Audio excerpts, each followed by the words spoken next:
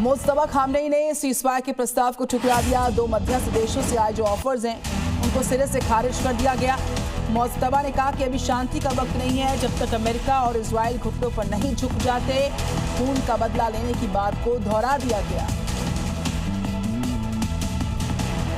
तो middle east युद्ध में अब ईरान ने यहां पर अमेरिका को बेबस और लाचार कर दिया। पहले अमेरिकी जहाज को टारगेट किया गया और अब अमेरिकी दूतावास पर ताबड़तोड़ अटैक कर उसने अमेरिका के नाक में दम कर दिया, जिसकी तस्वीर भी सामने आई।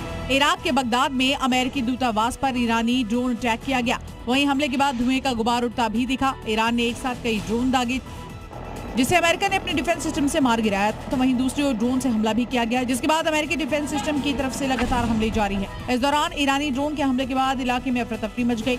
कई लोग इस इंटरसेप्ट को देखने के लिए अपने फोन में कैद करने के लिए सड़कों पर उतर आए। दरअसल ईरान ने कई ड्रोन हमले से देर रात तक पूरे इलाके में दहशत मचा रखी थी। तो वहीं बगदाद के ग्रीन जोन में एक 5 स्टार आलीशान होटल को निशाना बनाया गया।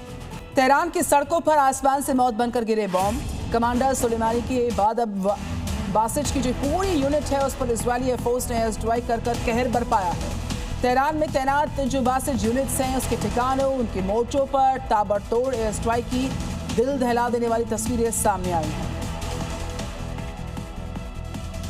तो मिडिल ईस्ट के जारी इस युद्ध में जिस घातक हथियार ने अमेरिका को सबसे ज्यादा परेशान किया वो ईरानी ड्रोन्स हैं। ईरान ने बेहद सस्ते ड्रोन्स बनाए हैं जो अपने टारगेट पर सटीक हमले करने में सक्षम है, जिसने अब सऊदी अरब में अमेरिकी ठिकानों को टारगेट किया।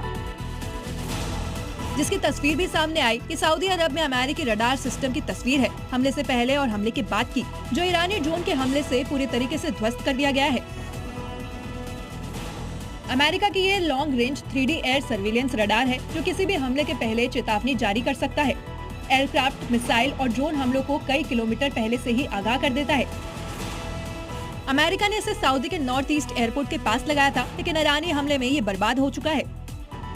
और इससे बचने के लिए अब अमेरिका ने अपने airborne early warning and control aircraft को उतारा है। ईरान ने अपने बैलिस्टिक मिसाइल्स का बड़ा जखीरा निकाल लिया है, जिसमें कई सारी तरह की मिसाइल्स के साथ ही खतरनाक विध्वंसक मिसाइल्स हैं। यहाँ पर जुल्फाकर और कियाम भी इसमें शामिल हैं। ईरान ने इन मिसाइलों का इस्तेमाल करके इजराइल को बुरी तरह से दहला दिया है। हमले की नई वेव में ईरान ने कतर और दूसरे खाड़ी देशों पर भी ड्रोन से मिसाइलें दागनी शुरू कर दी हैं। खास तौर से जुल्फाकर और कियाम से, ये दोनों ही कम दूरी की मिसाइलें हैं, यानी कि SRBM है। ईरान के निशाने पर है कतर का अल उदैदी मिलिट्री बेस, जहां से अमेरिकी सैनिक इजराइल के साथ मिलकर ईरान के खिलाफ सैन्य अभियान चला रहे हैं। यहाँ ईरान इन 2 घातक मिसाइलों से हमला कर रहा है, जो जुल्फाकर फतेह 110 मिसाइल परिवार का हिस्सा है और ठोस ईंधन से चलता है। तो वहीं कियाम बिना फिन वाली मिसाइल है जो लिक्विड ईंधन पर चलती है। जुल्फाकर की रेंज 700 किलोमीटर है जबकि कियाम की 800 किलोमीटर है।